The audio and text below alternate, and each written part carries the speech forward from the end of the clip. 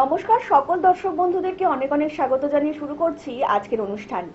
আজকেও আপনাদের জন্য এমন একজন ব্যক্তিত্ব আমাদের মধ্যে স্টুডিওতে এসে উপস্থিত রয়েছেন, যে মানুষটি ইতিমধ্যেই দেশ এবং বিদেশ প্রত্যেকটা জায়গায় থেকেই স্বনামধন্য সুনাম অর্জন করেছেন। যে মানুষটি প্রত্যেকটা সময় ভাবছেন যে আপনি কিংবা আপনার প্রিয়জনেরা আগামী জীবনটা কিভাবে সুন্দর করে কাটাবেন। আজকের জীবনটা কিন্তু আমাদের ভীষণই নড়বড়ে।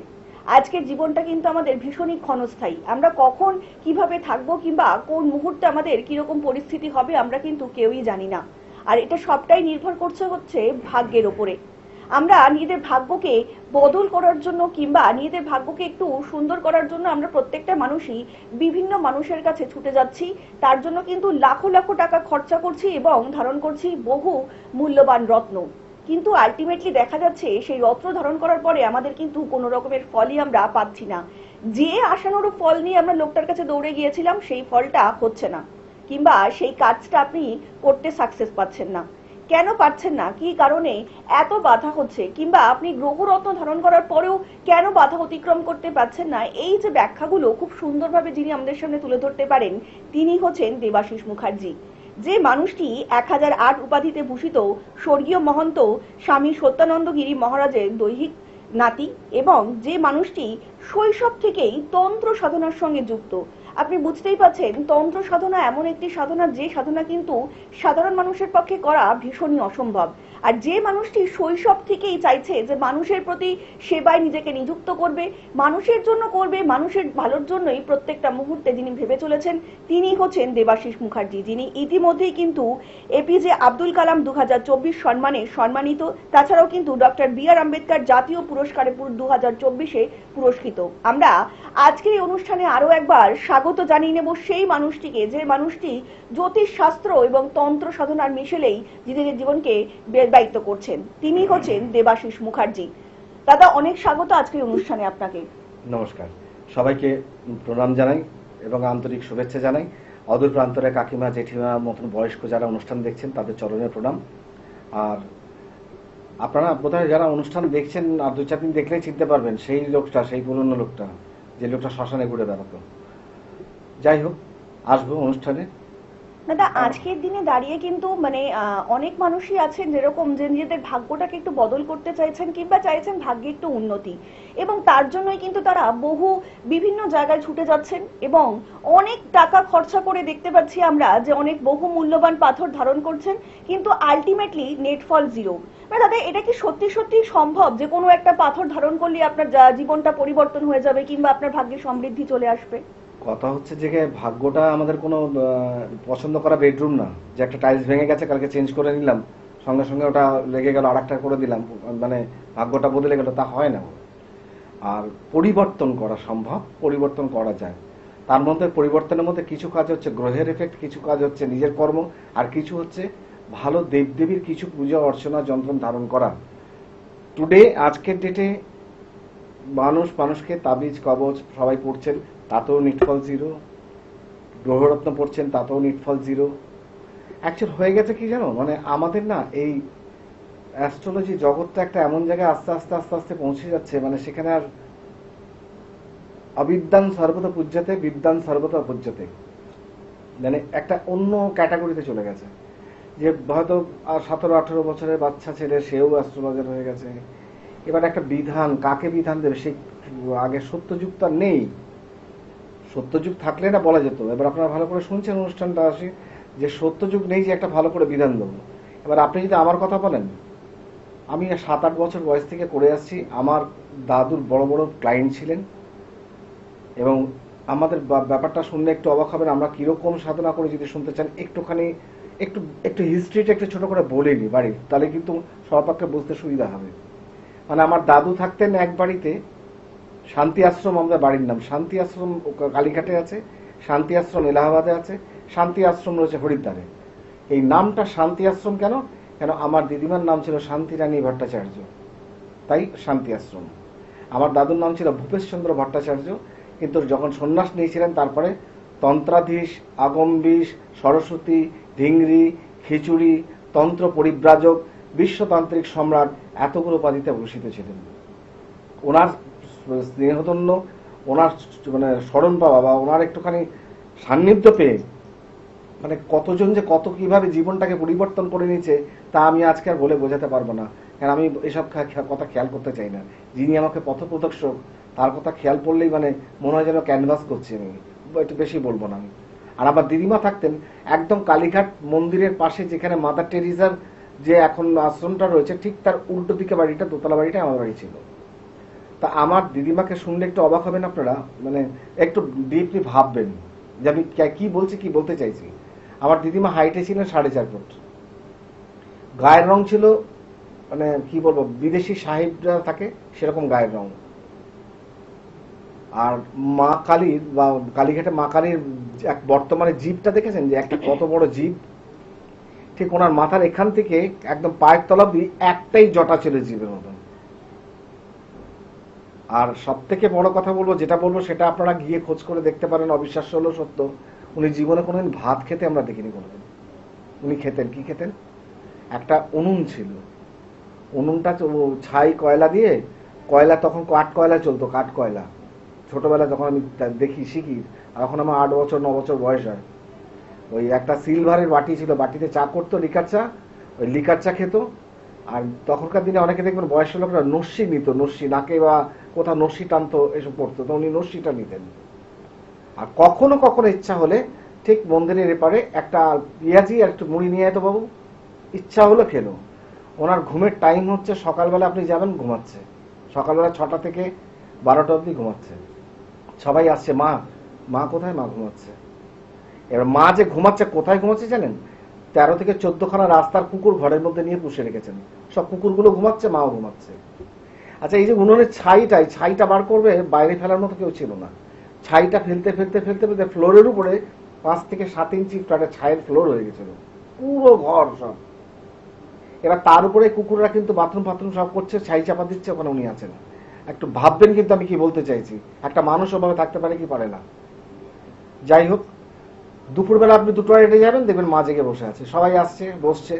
এবার কার নাকে বাজে গন্ধ আসছে তাকে দেখলেই বলে দেয়, পরিষ্কার বলে দিতেন। কেন, আমার দাদু দিদিমার মধ্যে খাতিরটা খুব গভীর ছিল। মানে আমার মনে হয় ঠাকুর রামকৃষ্ণ পরমহংসদেব শারদা মার যেরকম সম্পর্ক ছিল, আমার দাদু দিদিমার সম্পর্কটাও সেরকম ছিল। লোক দেখানো ছিল না যে দিনে তো ওই বাড়িতেই থাকতে হবে। দাদুর সাথে দেখা করতে যেতেন তখন বলছি আমি সব। তো এইখানে কেউ যদি বাজে স্মেল নাকে পেত, যে কুকুর কোখানে বাথরুম করে যে গন্ধ বেরোচ্ছে, তাকে পরিষ্কার বলতো যে এটা গরিবের বাড়ি, এখানে এইভাবেই বসতে হবে ছাইয়ের উপরে, না হলে বড় লোকের বাড়ি রাস্তার ট্রাম লাইনের উপরে আছে, চলে যাও। এ বুঝতে পারছেন, কটাক্ষ করে বলতো বড় লোকের বাড়ি কাকে, আমার দাদুকে। কেন বলতো দাদুকে, এই কারণে বলতো, কারণ দাদু আবার থাকতেন কোথায়, বিদেশি কার্পেট পাতা, বিদেশি খাটের উপরে, তখনকার দিনে উইন্ডো এসি, তখনকার সময় মানে, আর ভেবে দেখুন মানে কত বলবো আমি, 26 বছর বা 30 বছর 35 বছর আগের কথা। উইন্ডো এসি, আমরা তখন এসি বলে কিছু জানি না। আর ভারত কোম্পানি টেলিভিশন, কাঠের জানলা এরকম খুলতাম, সেই ব্ল্যাক অ্যান্ড হোয়াইট টেলিভিশন। আর 3তলা বাড়ি, সারাদিন হই হই করছে লোকজন, সারাটা দিন গম গম গম গম করছে বাড়ি, 14খানা গাড়ি দাঁড়িয়ে আছে বাড়ির নিচে। আর আমার দিদির কাছে কি সারাদিন করে আবার যেই 7টা 8টা বাজবে শুয়ে পড়েছেন নেই। এবার আপনি বলুন যে আমার দিদি ওখানে কি করে থাকতেন। আচ্ছা, উনি দেখা করতে যেতেন কখন, কোনো দিন ইচ্ছা হলো, যা ম্যানেজারকে ডাকো, ম্যানেজারকে বললো সকালবেলা কালীঘাট বাজার থেকে মুরগির মাংস, খাসির মাংস যেগুলো পাওয়া যায়, হাড় পাড় হাইজম, ওই 5-10 কিলো কিনে নিয়ে এলো। হিন্ডোলিয়ামের হাড়ির মধ্যে চাল আর মাংস হলুদ আর নুন দিয়ে রান্না হলো, নিয়ে থালা গোটা 15-20 অ্যালুমিনিয়ামের থালা নিয়ে চললো। এইবার রাস্তায় যখন রাত্রির 12টার সময় বেরোচ্ছে আমার দাদুর সাথে দেখা করতে, তখন ওনার যে ডাক, এ ভুলু আয়লালু এ কালু, কোথা থেকে যে ডাক শুনতো আমরা বুঝতে পারতাম না। 10 মিনিটের রাস্তা আমরা হাঁটতে হাঁটতে যেতাম, উনি রিক্সায় বসে যেত, রিক্সার মতো থামাবো, যেই নামলো ঠিক কোথাকার কুকুর কোথা থেকে যে চলে এলো, এসে ওনার কাছে চুপ করে বসলো, সবাইকে থালায় খেতে দিল, সবাই খেলো, থালাগুলো তুলে নিয়ে রাখলো, আবার চললো। কালীঘাট বাজারটা ক্রস করে কালীঘাটে আরেকটা আছে, আরেকটা বিশ্বকর্মা ঘুড়ির দোকান, ওখানে দাঁড় করালো। আবার লালু হুলু কালু কারো আছে জানি না কোথা থেকে, সব গলির ভেতরতে বেরিয়ে এলো, তাদেরকে খাওয়ালো। খেয়ে এবার ট্রাম লাইন ক্রস করলো, ট্রাম লাইন ক্রস করে পটুয়াপাড়া মুখে ঢুকতে যেখানে ঠাকুর বানায় সেখানে দাঁড় করালো। এবার আবার শুরু করলো, এ কালু এই তোরা কোথায় রে, সে ঘেও করতে করতে 10-15 দিন এলো, ওদের খাওয়া শেষ। এবারে খালি হাঁড়ি নিয়ে ম্যানেজারকে বললো বাড়ি থেকে ধোবে এগুলো সব। তারপরে গেলেন আর দাদুর উপরে চলে গেলেন। দাদুর উপরে যখন চলে গেলেন তখন আর কারো যাওয়ার পারমিশন নেই, কি কথা বলেন ওনারা কে জানে। মানে দুজন ভকর ভকর ভকর ভকর প্রায় আধ ঘন্টা 1 ঘন্টা। এবার 3:30টার সময় উনি আসছেন, রাত্রি 3:30টার পর দিয়ে বেরোচ্ছেন। বেরিয়ে উনি আসছেন বাড়িতে, সকালবেলা এসে পৌঁছলেন 4:45, 4:45 পরে এসে বসলেন, হয়তো চা খেলেন বা শুয়ে পড়লেন, ঘুমিয়ে পড়লেন। এবার সেই বাড়িতে আমাকে আমার দাদু বলেছে যে তুমি তোমার দিদার কাছে যাও, আমি বলে দিয়েছি তোমাকে কিছু শেখাবে, তুমি সেগুলো শেখো, তোমার জীবনে কাজে দেবে। আর আরেকজনকেও সঙ্গে দিয়েছিলেন, তাকেও নিয়ে যাও। নিয়ে গেলাম দিদার কাছে। দিদা দেখে আমাকে হাসতে এসে বলছে, ভাই যেটা শেখাবো শিখবি, আমি জানি তুই পারবি, তোর দ্বারা হবে, কারণ তোর মধ্যে সেই জিনিসটা আছে, কারণ তোর দাদুর হাত যখন তোর মাথায় আছে, তোর মধ্যে সেই জিনিস আছে। তবে ভয় পাস না, হ্যাঁ, যে কোনো রকম কোনো অসুবিধা, আমি তো আছি বলে আমাদেরকে কয়েকটা জিনিস বলে দিলেন। এটা একটা ছাদের একটা ছোট্ট ঘর আছে, এবার ছাদের জানলা দরজা বন্ধ করে এই জবটুকু খালি করতে থাকে। কারণ আমাদের ঘরটা এরকম ছাদে না, এই ছাদ আর ওই মায়ের মন্দিরের চূড়া কালীঘাট, মানে ছাদের উপরে ক্লিয়ার, ক্রিস্টাল ক্লিয়ার দেখা যায় একদম, মানে দূরবীনও লাগে না, সামনেই। ঠিক জবটা করছি, আপনি বিশ্বাস করবেন না, একটা কথা বলি, মানে তখন হবে কটা, এই 11:30 পৌনে 12টায় বসেছি, এক মনে করে যাচ্ছে করে যাচ্ছে করে যাচ্ছে করছে। যখন 1:30 2টো বাজে, তখন এমন দমকা হাওয়া, এমন ঝড় এমনভাবে এলো, মনে হচ্ছে না যে বাড়িটায় বসেছে ওই বাড়িটাকে ভেঙে চুরমার করে নিয়ে যাবে।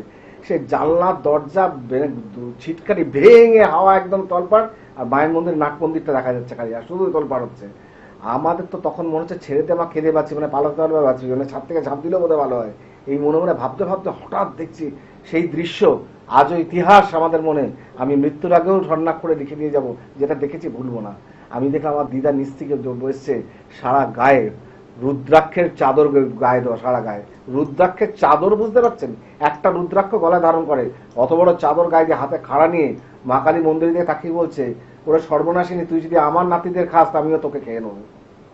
গায়ে এখনো কাটা দেয় শুনলে, বড় বড় চোখ করে, লাল ঢেকে ঢেকে চোখ করে তাকিয়ে বলছে, যদি আমার নাতিদের তোকে খাস তা তোকেও আমি খেয়ে ছেড়ে দেবো। খাড়া হাতে, তো এক হাতে ওই সরু হাত, অত ওজনের খাড়া এক হাতে তুলে দাঁড়িয়েছে। আমাদের ভয়ে হৃৎপিণ্ড কেঁপে উঠেছিল সেদিন। কি দেখলাম আমরা, ঝড় থামলো, সবই থামলো, দিদিমা চলে গেলেন। এবার আমরা কখন নামবো বুঝতে পারছি না, যখন মোটামুটি 3:30 বেজে গেছে, এবার নামি। এবার যখন নামছি আমরা আস্তে আস্তে বলছি, আসবো আসবো, কোনো সাড়া নেই, চুপকে ধর। তখন এবার আমরা বলবো শুয়ে পড়ছে, তাহলে দিদিমার বাড়ি দরজাটা ভেজিয়ে দিয়ে আমরা বরঞ্চ মেন গেট খুলে বাইরে বেরোই। সকাল 4টে বেজে যাবে, কালীঘাটে লোকজন আরম্ভ হলো। তো আমরা দরজার কাছে যেতে আবার একটা শিহরণ ঘটনা ঘটলো, সেটা দেখে আরো আমরা অবাক, মানে অবাক মানে, তারপর থেকে আমার ঢুকতে কিছুদিন ভয় লেগেছিল, তারপর আমি হ্যাবিচুয়েটেড হয়ে গেছিলাম। কেন, সেই তন্ত্রের কাজ শিখে ফেলে আবার বুঝে গেছিলাম যে এই কাজে এই হয়, সুতরাং সেসব থেকে আর ভয় পেতাম না। পরে দেখছি আমার দিদিমা বসে আছে, একটা মা বগলার মূর্তি ছিল, একটা অন্নপূর্ণের মূর্তি ছিল, জীর্ণ ফাটল দ্বারা বহু পুরনো ব্রিটিশ আমলের মূর্তি বানিয়ে রাখা ছিল। উনি যে রুদ্রাক্ষ পরিবেষ্টিত করে জপে বসে আছেন, আর ওনার মুখের সামনে দুখানা বড় বড় সাপ কোনা ধরে বসে আছে, একদম মুখের সামনে উনি কিন্তু বসে আছে। ওই দেখে আমরা নেই, 1 2 3 অল ইন্ডিয়া ফ্রি, আমরা একদম সোজা নিচে নেমে দৌড়, দরজা বন্ধ করে বেরিয়ে গেছি, আর দরকার নেই, এই বুড়ির কাছে আসারই দরকার নেই বলে সকালবেলা গঙ্গা, পাশেই গঙ্গা, গঙ্গা ধারে গিয়ে বসে আমরা শুধু বাজে কি হলো, কাল রাত্রে কি দেখলাম, এটা কি হলো, সাপ কোথা থেকে এলো বাড়িতে, ও কি হলো। তারপর সকালে তো ঘুমিয়ে থাকে, আমরা সকালে যথারীতি ঘুম পেয়েছে, আস্তে করে গিয়ে ওপরে ঘরে ছাদে করে ওই ঘরে একটা বিছানা বিছানা করে শুয়ে পড়েছি, ঘুমিয়েছি। দুপুরবেলা উঠেছি, উঠে নিচে নামতে সাহস পাচ্ছি না, ওই যে ভয়। আবার দেখি দিদা এসছে ওপরে, কিরে তোরা চান টান করবি না, খাবি না, পুরো না স্ট্রাকচার চেঞ্জ, ভলিউম চেঞ্জ, কথা বলার স্টাইল চেঞ্জ। কে ছিল কাল রাত্রে আর আজকে কে, আজকে যেন সেই বুড়ি এসছে, এ ভাই খাবি না, চল চল খেয়ে যা, গঙ্গা গিয়ে স্নানটা করে। আর গঙ্গার জল তখনও ছিল কালো, এখনো কালো, কালো জলেই চান করতাম। ঠিক কালো জলে চান করে এসে তার মজা পেতাম ছোটবেলায় একটু। চান করে এসে খাওয়া দাওয়া খেতে, খাওয়া দাওয়া করবো, খাওয়া দাওয়া কি খাবো, ওনার ওখানে যে ম্যানেজার যা থাকতো রান্না করতো তাই খেতাম।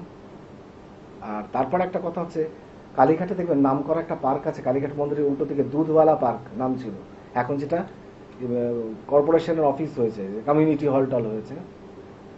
ওখানে দুর্গাপুজোর মহালয়া থেকে আমার দাদু অষ্টাদশ মহাবিদ্যা পুজো করতেন।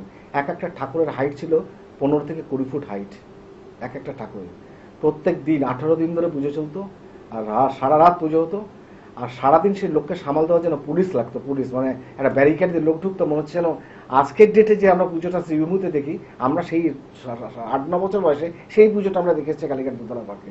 মানে কাতারে কাতারে লোক মানে সে ঠেলাঠেলি করে ঢুকছে, বাঁশ ভেঙে দিচ্ছে অবস্থা, দর্শন করে বেরিয়ে যাচ্ছে।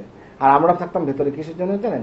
ওই ধারার মধ্যে পয়সা পড়তো 10 টাকা, 10 টাকা তো না তখন, ওই 4 আনা 10 পয়সা পকেটে চুরি করে বাইরে ঘুগনি খাওয়ার জন্য। লোকে দক্ষিণা দিচ্ছে আর দক্ষিণটা আমরা চুরি করতাম দোকানে। আমি আমার মাসির ছেলেটা মিলে ওই যেই 50 পয়সা 1 টাকা হলো হয়ে গেল আমাদের কাজ শেষ, আমরা পালিয়ে যেতাম বাইরে, কারণ তখন দেখার কেউ ছিল না, আজাদিতে ছিলাম তো। সেই পুজো হচ্ছে, এবার ভোগ হচ্ছে, বলি হচ্ছে, সব হচ্ছে হয়ে, কিন্তু সবাই খাওয়া দাওয়া করছে, সকালে ভোর রাতে খাওয়া দাওয়া করছে, দুপুরে করছে, আর বাকি খাবারটা যাচ্ছে কোথায়? মায়ের ঘরে। মায়ের ঘরে বলতে কার ঘরে? দিদার ঘরে। দিদার ঘরে যাচ্ছে। এবার দিদার আবার কিছু সৈন্য সামন্ত ছিল যারা সব জটাধারী সন্ন্যাসিনী, সব এসে দিদার বাড়িতে তখন ওই টাইমটুকু থাকবেন। এবার দুপুরবেলা একজন বলছে, মা খিদে পেয়েছে, খাবার কোথায় আছে? বলছে ওই ঘরে আছে, নাও বেড়ে খেয়ে নাও। তো পাতার শালপাতা, তখন তো শালপাতা চলছিল, হাড়ির উপর দিয়ে শালপাতাটা সরালো, একটা ব্যবসা গন্ধ বেরোচ্ছে। তো বলছে, ওরা বলছে এগুলো খাবো কি করে, এখান থেকে ব্যবসা গন্ধ বেরোচ্ছে, এই খাবার কি করে খাওয়া যায়, কবেকার খাবার কে জানে। এসে বলছে, মা ও খাবার ব্যবসা গন্ধ বেরোচ্ছে। বলে ব্যবসা গন্ধ বেরোচ্ছে কেন? ব্যবসা গন্ধ বেরোনো কথা না তো, নষ্ট হবে কেন? খাবার খাবার নষ্ট হয় নাকি? দাঁড়া আমি দেখি একটু। উঠলো, উঠে শালপাতা সরালো, দেখে হাতাটা দে, হাতা দিল। আপনি বিশ্বাস করবেন, মনে হচ্ছে না এখনো কেন উনান থেকে নাবিয়ে এখনো ধোঁয়া উঠছে, গরম গরম গরম ইয়ে দিচ্ছে, বলির মাংস, ভাত, ডাল, মনে হচ্ছে এই সবে রান্না করে না বলো গরম গরম খাবার। আর ওরা সব অবাক যে কি দেখছি। আর আমি তখন হাসছি যে কেন বলুন তো, আমি লীলা থেকে বুঝে গেছি। তারপরে শিখেছিলাম শ্মশান সাধনা, তারপর ধরেছিলাম সব সাধনা, তারপর পঞ্চমকার সাধনা, তারপর চক্র সাধনা, তারপর করলাম রাজেরাপ্পা ছিন্নমস্তা। এই করতে করতে আজকে বহু মানুষের এই হাত দুটো থেকে, বহু মানুষের বহু পুজো, বহু যন্ত্র আমার খেয়াল নেই, আমার অগোচরে আমার হাত থেকে হয়ে গেছে। আর যাদের হয়েছে তারা আজও কিন্তু দাদার কথা শুনে চলে, যে দেবাশিসদা কি বলছে একবার একটু শুনে চলি, হয়তো আমরা ভালো থাকবো। আর হ্যাঁ, ভালো থাকবেন, তার কারণ হচ্ছে আমি কখনো কুকথা বলবো না, কাজে যেতে বলবো না, আর সব থেকে বড় কথা হচ্ছে মনুষ্যত্বহীন হতে বলবো না, আর বলবো না ঠকে যেতে। বুদ্ধি আছে, বুঝে চলুন। অসুবিধা হলে গ্রহ ক্ষতি করবে, কি করে, কেন ক্ষতি করবে? যেহেতু শনি মানে যেমন দক্ষিণাকালী, কলকাতার মধ্যে কিন্তু একটা দক্ষিণাকালী বলতে একটাই আছে, বাকি কিন্তু সব দক্ষিণাকালী কেউ নেই। কালীঘাটের মা কালী হচ্ছে দক্ষিণাকালী। দক্ষিণাকালী তার যে শিষ্যটাকে, দক্ষিণাকালী শিষ্য হচ্ছে গ্রহরাজ, বড় ঠাকুর। এই বড় ঠাকুর যখন এই শনির 7.5 মানুষের প্রভাব পড়েছে, আমি তো বলবো আপনারা দক্ষিণাকালী মায়ের মন্দির শনিবার করে গিয়ে পুজো দিন। কারণ যখনই আপনি দেখবেন কোনো শিষ্য, মানে কোনো একটা পাড়ার ছেলে বা পাড়ার লোক আপনাকে ভয় দেখাচ্ছে, মারবে বলছে, করছে, আপনি খোঁজ নিন তার মাস্টারকে, তার উপরে কে আছে, আপনি তার কাছে গিয়ে আত্মসমর্পণ করে বলুন আমার এই দশা। এবার তার উপরে গার্জেন যদি ওকে বলে দেয় তুমি ওকে ডিস্টার্ব করো না, কিন্তু আমার কাছে এসছে, তাহলে সেই ছেলেটি কিন্তু আপনাকে ডিস্টার্ব করতে পারবে না। কারণ তাকে ডিস্টার্ব করা মানে তার ওপর মহলকে টপকানো, তো সেটা করতে পারবে না। ঠিক সেরকম আপনি যদি দক্ষিণাকালী পুজো দেন, বড় ঠাকুর কিন্তু আপনাকে বিরাট একটা হানি পৌঁছাতে পারবে না, আপনার কর্মফল ভালো করাবেই, কারণ যেহেতু ওনার অধিষ্ঠাত্রী দেবী দক্ষিণাকালী। ঠিক তেমন রাহুর জন্য আপনাদেরকে বলে রাখি, বুধবার দিনকে মেরুন কালারের ড্রেস পরবেন না, আর সর্ষের তেলটা খাবেন না। যাদের রাহু দশা চলছে, আপনারা জানেন নিশ্চয়ই, রাহু দশা চললে 18 বছর, আমি চাই ঠাকুরের কৃপায় কোনো সন্তানের মানে যৌবন বয়সে রাহুর কৃপাটা না আসুক। যদি আপনি মনে করেন 15-18 থেকে যদি রাহুর কৃপা, রাহু দশা লেগে 18 বছর, সেই ছেলেকে কন্ট্রোল করা মানে বিষাক্ত ব্যাপার হয়ে উঠবে। সে আপনার ঘর বাড়ি বেঁচে দেবে, জমি জমা শুধু বেঁচে দেবে, ও আলমারি থেকে টাকা পয়সা নিয়ে চলে যাবে, যা বলবে তাই করতে হবে। সেখান থেকে দাঁড়িয়ে বলবো কাকে ছিন্নমস্তা পুজো দিন, ছিন্নমস্তা যন্ত্রম, ছিন্নমস্তা ধারণ করান, ছিন্নমস্তা পুজো করে যন্ত্রম ধারণ করান, যাতে মা ছিন্নমস্তার কৃপা লাভ করা যায়। এরকম তন্ত্রের কথা বললে আমি আজকের ডেটে আর বেশি কথা বলতে চাই না, কেন আমার ভালো লাগে না, বিশ্বাস করুন। কেন আমি এখন টেলিভিশন দেখিও না, আর দেখতেও চাই না, ঠাকুর যেন না দেখতে বলে আমাকে। কারণ এখন তন্ত্রের পরিভাষা যেগুলো দেখছি, যেগুলো শুনছি, যেগুলো বুঝছি, সেগুলো আবার ডিকশনারিতে কেন ছিল না তার সন্ধানে খুঁজতে হবে এখন আমাকে এই বয়সে খুঁজতে হবে কেন ছিল না। আরে যেটা কোনো অস্তিত্বই নেই সেটা আমি খুঁজে কি করবো? দেখারও দরকার নেই, খোঁজারও দরকার নেই। একটা কথা বলে রেখে, আমি মরা যখন পড়াই না, শ্রাদ্ধ আমি খাবো না। একদমই তাই, আপনাদের মতন কিন্তু আমরাও একটা খুব সুন্দর মুহূর্তে সাক্ষী থাকলাম। আপনারা শুনলেন দাদার সেই রোমহর্ষক কাহিনী, আমরাও কিন্তু শুনলাম এবং শুনে যেটা বুঝলাম সেটা হচ্ছে যে মানুষটি খুব অল্প বয়স থেকেই এই তন্ত্র সাধনার সঙ্গে যুক্ত হয়ে গিয়েছেন, সেই মানুষটি সত্যি সত্যি চাইছেন যে তিনি যাতে মানুষের সেবা করতে পারেন এবং মানুষের জীবনে একটু সুখ সমৃদ্ধিতে কিভাবে ভরিয়ে তুলতে পারেন। প্রত্যেকটা মুহূর্তে দাদা কিন্তু সেটাই চাইছেন এবং যারা এখনো বিভিন্ন রকম সমস্যার মধ্যে রয়েছেন, কোথায় গেলে সমাধান খুঁজে পাবেন বুঝে উঠতে পারছেন না, তারা কিন্তু অবিলম্বে যোগাযোগ করতেই পারেন। যারা দূর থেকে এই মুহূর্তে দাদার অনুষ্ঠান দেখছেন তারাও কিন্তু যে কোনো সমস্যার সমাধান পেতে অবশ্যই যোগাযোগ করতে পারেন। তার জন্য আপনাদেরকে ডায়াল করতে হবে 8334926072 নাম্বারে। আপনাদের কাছে একটা বিনীত অনুরোধ, সেটা হচ্ছে আপনারা যদি কেউ বুকিং করতে চান তাহলে কিন্তু অবশ্যই 3 দিন আগে বুকিং করবেন, তাহলে কিন্তু আপনারা অবশ্যই দাদার সঙ্গে যোগাযোগ করতে পারবেন। তাছাড়া দাদাকে আপনারা পেয়ে যাচ্ছেন 1/1 জগবন্ধু মোদক রোড শোভাবাজার সুতানুটি চেম্বারে।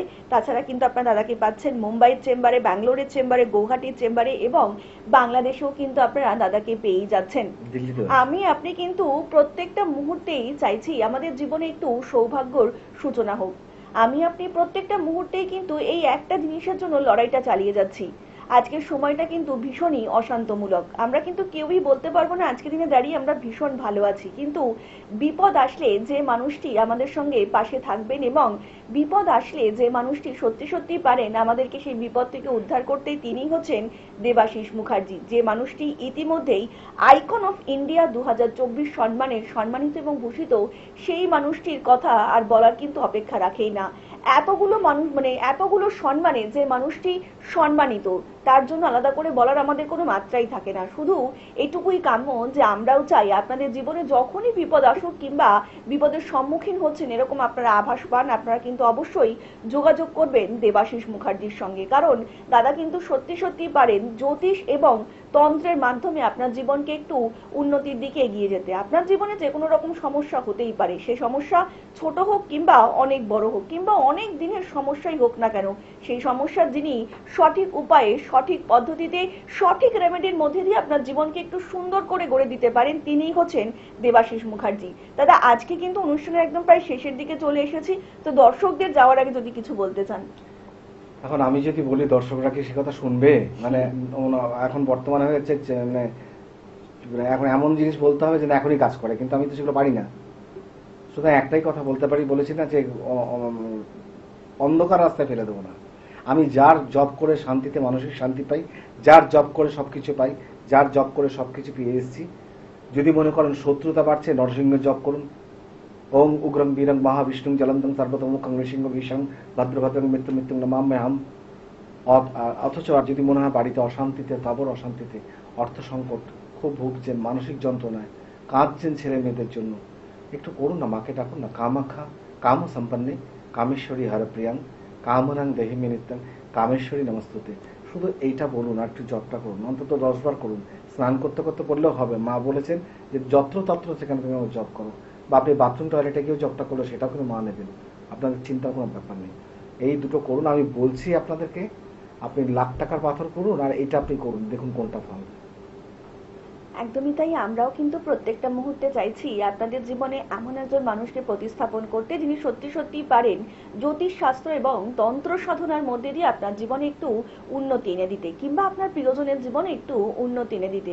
দেখুন, মানুষ জন্ম যখন আমাদের হয়েছে তখন কিন্তু আমাদের সুখ দুঃখ প্রত্যেকটা মুহূর্তেই আমাদের জীবনে থাকবে, এটা কিন্তু অঙ্গাঙ্গিকভাবে জড়িত। আমরা কিন্তু কখনোই একটাকে ফেলে দিতে পারি না। যখন সুখ আসবে তার বিপরীতে কিন্তু দুঃখও আসবে, কিন্তু দুঃখ যখনই আসবে কিংবা বিপদ যখনই আসবে, যে মানুষটিকে আপনারা সবসময় আপনাদের পাশে পাবেন, আপনাদের কাছে পাবেন, তিনি হচ্ছেন দেবাশিস মুখার্জি, যিনি ইতিমধ্যেই দেশ বিদেশে প্রত্যেকটা জায়গাতেই মানুষের ভালোর জন্য সবসময় ছুটে গিয়েছেন, তিনি হচ্ছেন দেবাশিস মুখার্জি। এবার আপনার পালা। আপনিও যদি চান নিজের জীবনকে একটু সুন্দর করে গড়ে তুলতে, নিজের ভাগ্য পরিবর্তন করতে, তাহলে কিন্তু অবশ্যই আপনাকে যোগাযোগ করতে হবে দেবাশিস মুখার্জির সঙ্গে। আর আজকের মতন অনুষ্ঠান আমাদের এখানেই শেষ করতে হচ্ছে এবং কথা দিয়ে যাচ্ছি আপনাদের সকলের সঙ্গে দেখা হবে আগামী পর্বে। সকলে অনেক ভালো থাকবেন। নমস্কার। নমস্কার।